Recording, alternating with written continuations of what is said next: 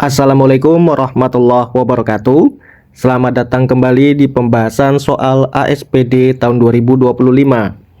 Pada video lanjutan ini kita akan membahas dan melanjutkan kembali pembahasan kita tentang soal ASPD kemitraan dari salah satu Kapanewon yang ada di Yogyakarta. Kita akan membahas soal nomor 21 hingga soal nomor 35. Sekarang kita akan membahas soal nomor 31 ya. Soal nomor 31 ini teman-teman diminta untuk mencermati sebuah gambar, kemudian ada 4 pernyataan dan pertanyaannya adalah solusi jangka panjang yang sesuai dengan permasalahan pada poster tersebut apa? Nah, kalau kita lihat di gambarnya ini mencerminkan ataupun menggambarkan kondisi sungai yang dipenuhi dengan sampah ya. Nah, kira-kira solusi jangka panjangnya itu apa? Apakah pertama, peningkatan edukasi dan kampanye kesadaran lingkungan bersih? Saya rasa pernyataan nomor 1 ini dapat kita terima karena edukasi dan kampanye kesadaran lingkungan itu harus kita lakukan secara terus-menerus agar pola pikir masyarakat dapat berubah ya, khususnya dalam aktivitas untuk menjaga lingkungan tetap bersih, tidak membuang sampah sembarangan dan lain sebagainya. Nomor 2, pelarangan masyarakat agar tidak mendekati dan membuang sampah di sungai. Nah, pelarangan ini sifatnya hanya sementara ya. Jadi opsi nomor 2 ini tidak mencerminkan solusi jangka panjang. Nomor 3, permintaan pertanggungjawaban pemerintah terhadap kebijakan yang berdampak pada kerusakan lingkungan. Nah, nomor 3 ini juga bukan merupakan solusi jangka panjang karena pertanggungjawaban itu bukan hanya tanggung jawab pemerintah, tetapi tanggung jawab kita bersama. Kita lihat nomor 4, peningkatan infrastruktur pengelolaan sampah di sekitar sungai. Ya, nomor 4 ini dapat kita terima ya, karena infrastruktur yang baik tentang pengelolaan sampah yang baik justru akan menjadi suatu solusi jangka panjang sehingga lingkungan tetap bersih, kondisi sungai tetap bersih dan lain sebagainya. Maka jawabannya adalah yang B. Selanjutnya soal nomor 22. Nomor 22 ada sebuah cerita ya. Kemudian pertanyaannya adalah makna kata evakuasi dalam kutipan cerita tersebut adalah. Nah, sekarang kita baca dulu. Ceritanya ini berbicara tentang apa? Nah, jika teman-teman memperhatikan, cerita nomor 22 ini membicarakan tentang kondisi bencana banjir ya. Nah, di sini ditekankan banjir kali ini berbeda. Nah, lebih besar dan lebih cepat. Nah, yang ditanyakan tadi adalah makna kata evakuasi. Nah, makna kata evakuasi di sini ditandai dengan tulisan evakuasi yang bercetak tebal. Nah, kira-kira evakuasi ini artinya apa? Kita lihat yang A. Apakah upaya penyelamatan warga desa? B. Usaha pencegahan bencana alam? C. Pengamanan terhadap masyarakat? D. Pemindahan penduduk ke tempat yang aman. Nah, jika kita maknai kata evakuasi itu akan lebih condong ke opsi D ya, pemindahan penduduk ke tempat yang aman. Nah, jika kita lihat juga di bacaan di sini ditekankan kita harus menuju tempat yang lebih tinggi. Artinya penduduk di sana diminta untuk merelokasi diri atau memindahkan diri mereka dari tempat yang tergenang banjir ke daerah yang sifatnya itu lebih tinggi. Nah, sedangkan yang A ini lebih mengarah kepada arti relokasi. Nah, atau proses pemindahan masyarakat atau orang banyak ke tempat yang lebih kondusif ya, seperti itu. Sebenarnya hampir sama maknanya dengan opsi D, tetapi kalau yang A ini adalah upaya penyelamatannya ya, bukan proses pemindahan penduduknya. Sedangkan yang B Yang B ini lebih mengarah pada arti mitigasi. Nah, mitigasi bencana ya, mungkin teman-teman pernah mendengarnya. Sedangkan yang C ini lebih mengarah kepada istilah pengamanan atau penjagaan ya. Penjagaan. Nah, pengamanan terhadap masyarakat itu istilahnya penjagaan atau perlindungan, itu juga bisa. Sekarang nomor 23, ada sebuah cerita juga. Teman-teman juga bisa men-skip video ini dan bisa membaca terlebih dahulu. Pertanyaannya adalah nomor 23 ini ada sebuah amanat cerita nih. Nah, kira-kira dua amanat yang sesuai dengan cerita tersebut terdapat pada nomor berapa? Nah, kita lihat di sini. Ceritanya ini bercerita tentang apa, teman-teman? Tentang situasi ya, situasi yang dilakukan oleh tokoh. Tokohnya di sini siapa? Tokohnya itu adalah Maya. Nah, dan di sini terjadi sebuah kasus ya, atau konflik yang menyebabkan Mayanya ini merasa panik dengan yang terjadi pada dirinya. Nah, konfliknya itu dimulai pada bagian di sini. Konfliknya itu terjadi antara si Maya dan Dita di bagian di sini ya. Nah, kemudian amanat yang sesuai yang mana kira-kira yang teman-teman? Jadi kita lihat amanat yang pertama, hadapilah masalah dengan kepala dingin. Apakah itu amanat? Ya, ini amanat ya. Nah, pernyataannya itu dapat kita identifikasi di bagian di sini. Nah, ia segera menarik napas panjang untuk menenangkan diri. Jadi di bagian ini menunjukkan kalau si tokohnya ini tidak mudah tersulut emosinya. Nah, siapa tokohnya? Yaitu si Dita. Nah, kemudian nomor 2, marah adalah hal biasa, terutama kepada yang menyakiti kita. Nah, ini bukan amanat ya. Dan ini merupakan perbuatan yang tidak boleh kita tiru. Marah itu bukan suatu hal yang biasa ya. Justru itu akan berdampak pada kesehatan mental kita. Nomor 3, berserah dirilah kepada Sang Pencipta saat ada masalah. Nah, ini juga bukan solusi atau bukan amanat. Nah, kita lihat yang nomor 4, bijaksanalah ketika menyelesaikan masalah. Iya. Nah, kalau nomor 4 ini dapat kita identifikasi di bagian sini. Nah, tidak masalah, Maya, kita bisa bersihkan bersama-sama, yang penting kita tidak panik. Nah, jadi ada solusinya di situ. Bijaksana nih si Dita. Pertama, dia tidak tersulut emosinya, kemudian dia juga bijak dalam menanggapi masalah yang terjadi. Maka jawabannya adalah 1 dan 4. Nomor 24, ada sebuah cerita juga, ada kutipan cerita ya.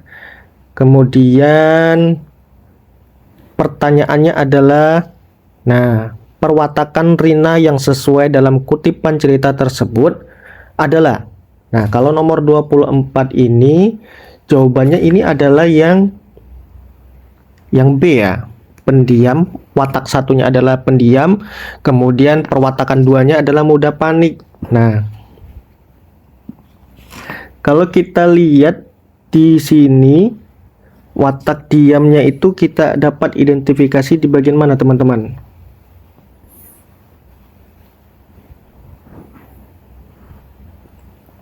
Nah, sebenarnya watak diamnya itu tidak disebutkan langsung di ceritanya ya, tetapi dapat kita identifikasi di bagian sini.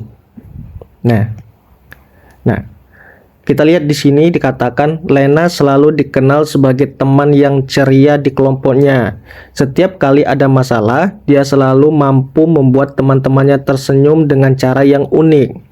Seperti pagi itu ketika Rina merasa kecewa karena gagal dalam presentasi di depan kelas. Lena mendekatinya dengan senyum lebar. Nah, yang ditanyakan tadi kan adalah perwatakannya si Rina ya.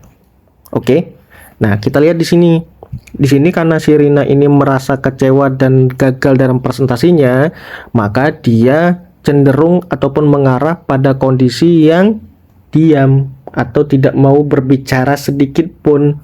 Jadi watak si Rina itu dapat kita asumsikan sebagai seorang yang pendiam. Kemudian watak keduanya mudah panik itu dapat kita identifikasi di bagian di sini. Nah, Rina mulai tersenyum mendengar kata-kata Lena yang penuh semangat.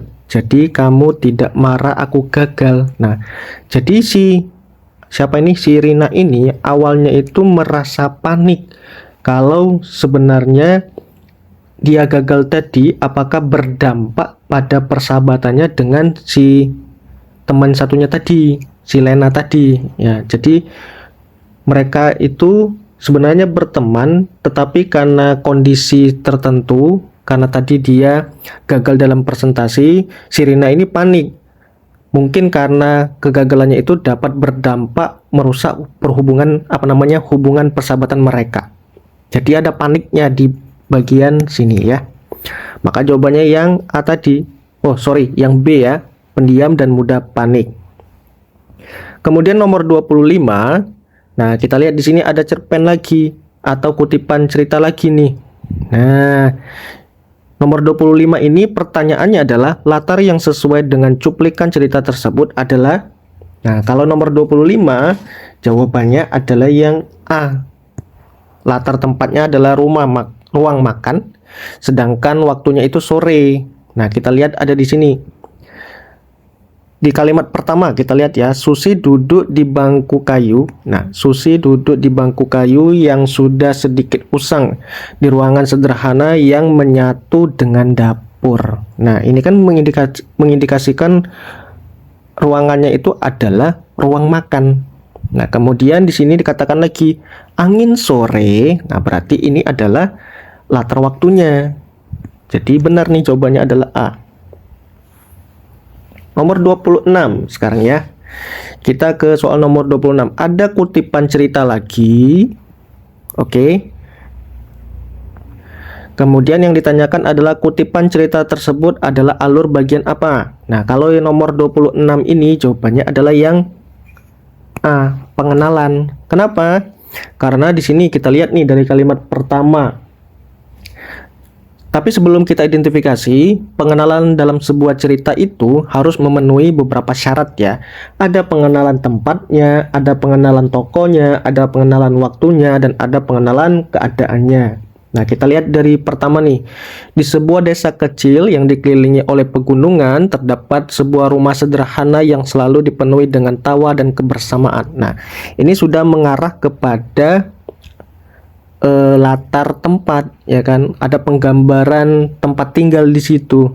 Kemudian rumah itu dihuni oleh seorang wanita muda bernama Amira. Nah, ini sudah mulai mengenalkan tokonya ya kan.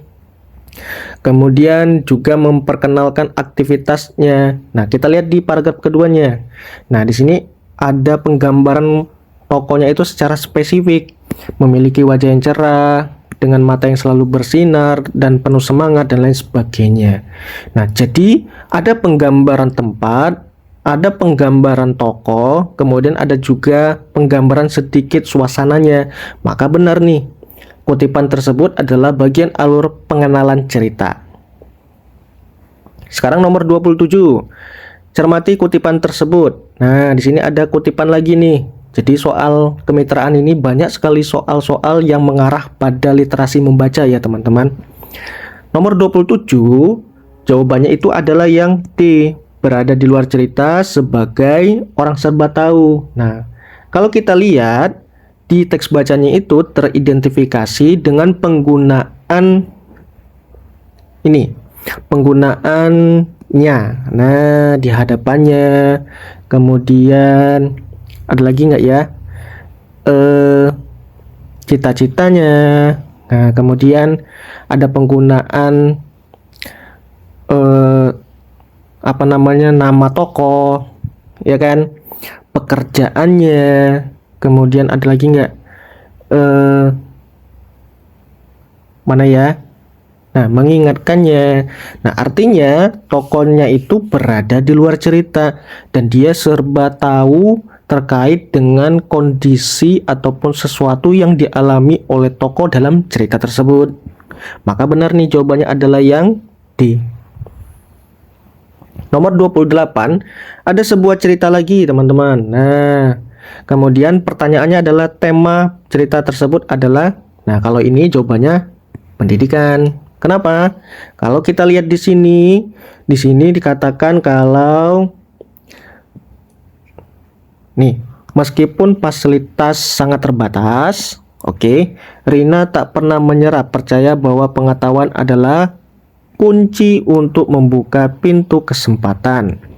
Nah, di tengah kesulitan, anak-anak itu menunjukkan kegembiraan luar biasa seperti berhasil memecahkan soal membaca kalimat pertama mereka. Nah, ini mengarah kepada aktivitas pembelajaran kan?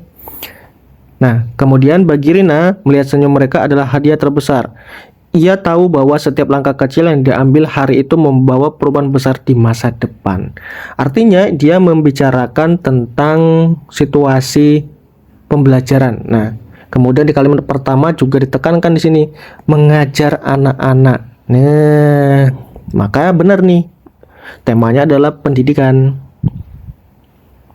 Nomor 29, yang ditanyakan adalah watak Rizky pada teks tersebut adalah. Nah, kalau nomor 29 ini jawabannya adalah yang C, angkuh.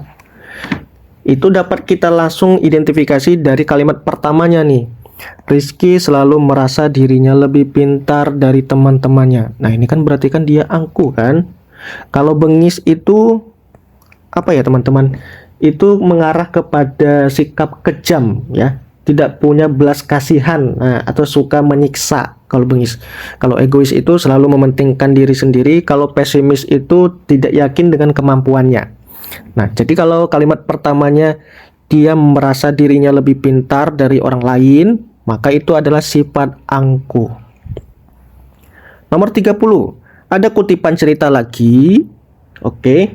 Nah, di sini yang ditanyakan adalah penyebab konflik pada cerita tersebut adalah. Nah, penyebabnya ya yang tanya. Kalau kita lihat di sini konfliknya adalah di sini. Konfliknya dimulai dari bagian sini ya, teman-teman. Nah,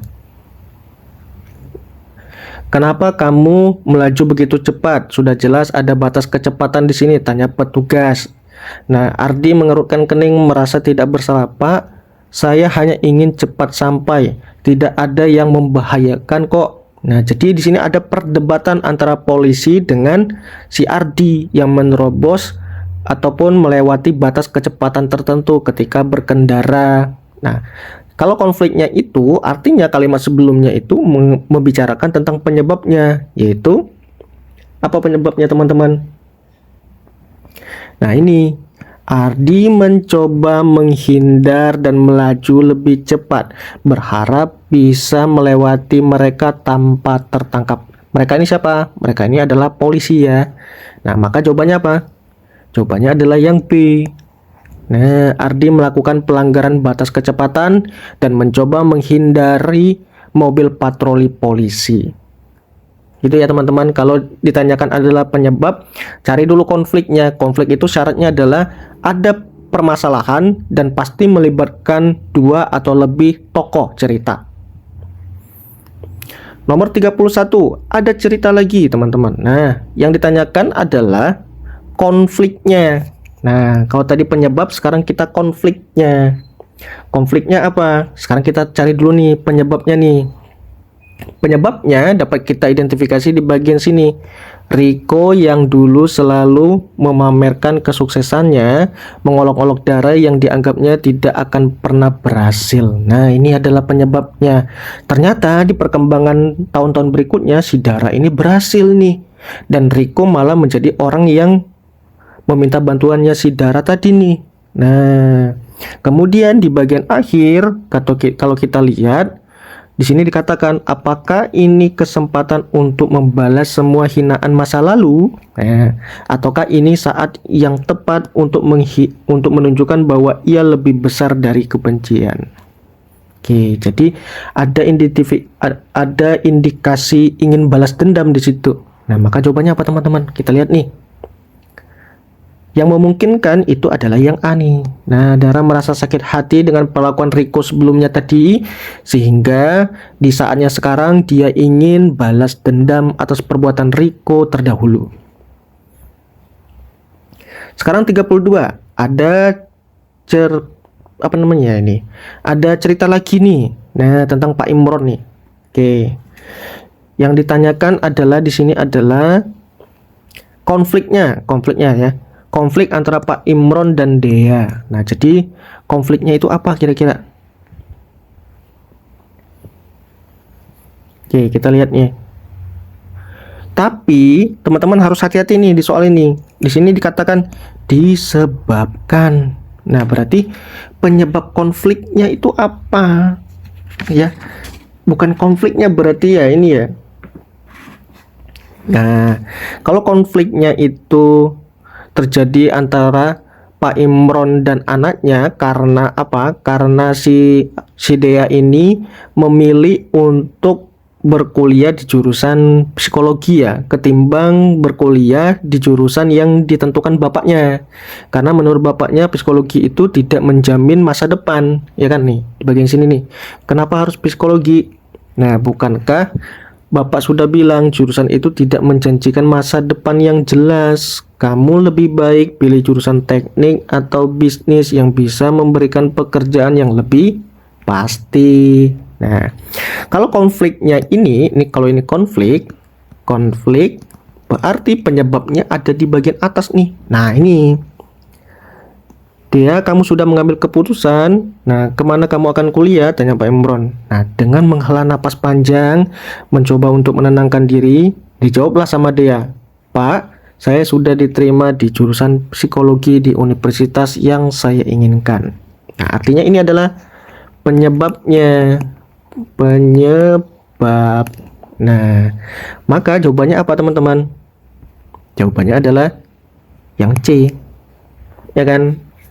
Karena dia keterima di jurusan psikologi dan jurusannya itu menurut bapaknya itu tidak menjanjikan, maka itulah yang menjadi penyebab konfliknya. Sekarang 33. Ada sebuah cerita lagi teman-teman.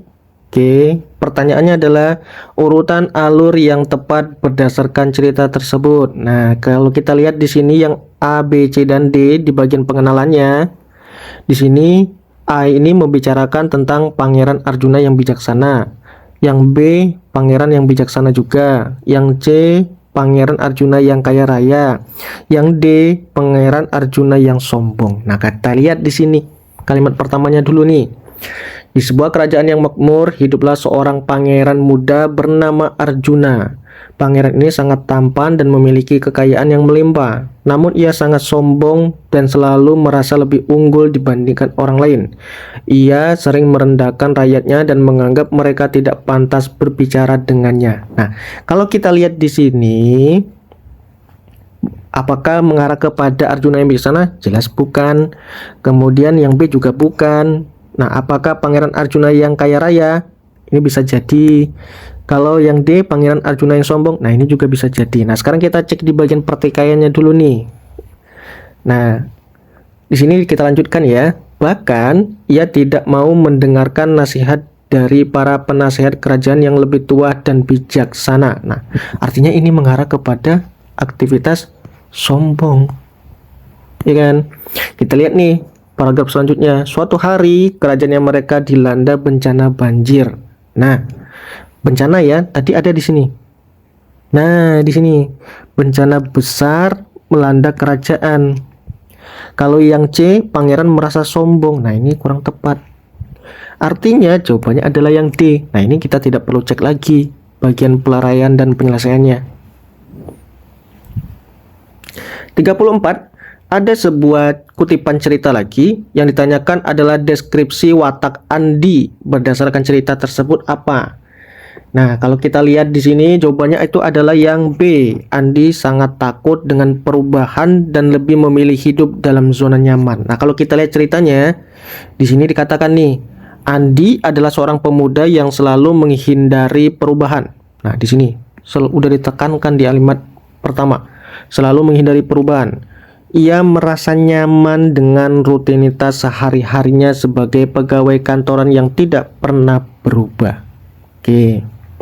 Kemudian Andi di sini juga dikatakan selalu menolak dengan alasan takut gagal. Oke, berarti dia tidak mau meninggalkan pekerjaan yang menurutnya nyaman karena takut gagal.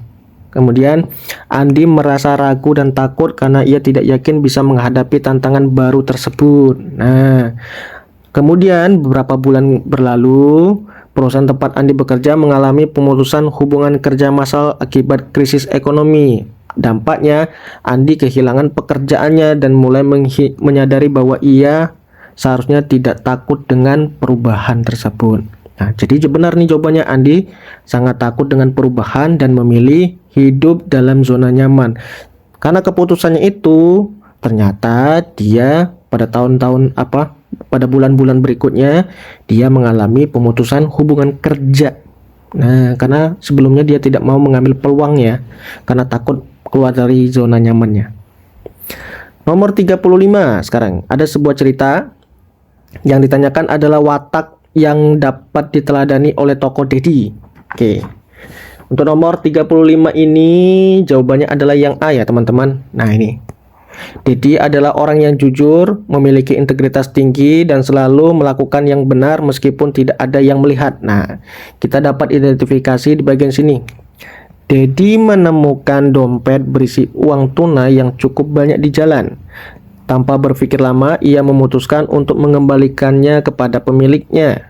Nah, setelah bertanya berapa orang di sekitar, Dedi akhirnya menemukan pemilik dompet tersebut. Nah, artinya dia tidak mengambil uang itu, ya kan? Berarti dia memiliki nilai integritas yang tinggi, memiliki sifat yang jujur, dan dia tidak mau melakukan perbuatan dosa. Gitu ya intinya. Oke teman-teman, itulah pembahasan soal nomor 21 ya tadi ya. Nomor 21 hingga 35. Pada video berikutnya kita akan melanjutkan ke soal nomor 36 hingga soal nomor 50. Sampai ketemu di pembahasan selanjutnya. Saya akhiri, wassalamualaikum warahmatullahi wabarakatuh.